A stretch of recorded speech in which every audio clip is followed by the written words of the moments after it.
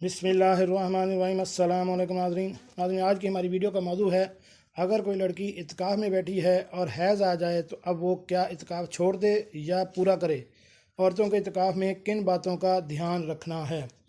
शुरू करते हैं आज की वीडियो शुरू करने से पहले मेरी आपसे रिक्वेस्ट है कि अगर आप मेरे चैनल पर नए हैं तो मेरे चैनल को सब्सक्राइब कर दें और साथ बेल आइकन का बटन भी प्रेस कर दें ताकि मेरी हर मालूमाती वीडियो आपको बार वक्त मिल सके। जी नाज़रीन, औरतों के इत्काफ में किन बातों का ध्यान रखना है।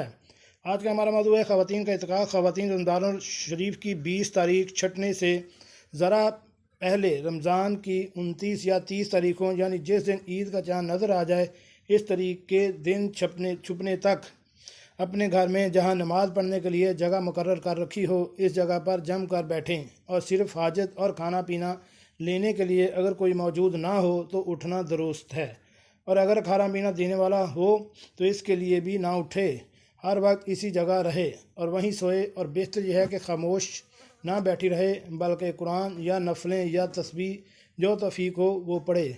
अगर माहवारी आ जाए तो इत्काफ छोड़ दे, इसमें इत्काफ दुरुस्त नहीं है, और मियाँ बीवी वाले ताल्लुकात को भी छोड़ दे। और इत्काफ जितनी अहम इबादत है इसमें बंदा अल्लाह पाक का मेहमान होता है और अपनी गुनाहों की बख्शिश करवाने और अल्लाह पाक का बनने के लिए धरना देकर अल्लाह के दर का भिखारी बन जाता है। इतना ही इसमें कोताही से काम लिया जाता है, ना मसाइल की रायत होती है, ना वक्त की कीमती बिना बनाया जाता है बल्कि मस्जिद की है। हुर्मती और शोरगुल करने की नहुसत से आदमी इत्काफ से दरकनार मस्जिद से फ़र्ज नमाज से भी अपने आप को महरूम कर देता है। इसलिए इसके मसाइल के लिए ज़रूरी हिदायत कुछ यूँ हैं कि सबसे पहले नीयत होनी चाहिए, भले इत्काफ वाजिब हो या सुन्नत हो या नफल हो, इसकी सेहत के लिए नीयत का होना शर्त है।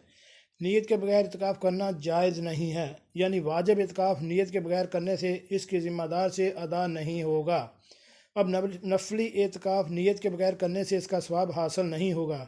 वाजिब और सुन्नत इत्काफ में जब जिस किसी ऐसे काम के लिए मस्जिद से बाहर जाए जिसके लिए जाना इत्काफ वालों के लिए जायज़ है तो मस्जिद में वापस आने पर इसको नए सिरे से नीयत करना ज़रूरी नहीं है।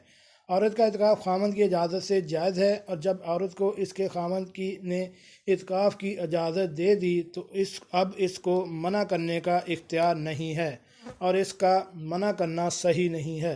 अल्लाह ताला हम सब को दीन को समझ अता फरमाए और इसके मुताबिक ज़िंदगी बसर करने की तौफीक अता फरमाए, आमीन। जैसा कि हम सब ही इस बात पर यकीन रखते हैं कि जो कुछ भी इस्लाम में है वो सब सच है, तो हमें अपनी ज़िंदगियों को इस्लाम के मुताबिक ढालना चाहिए।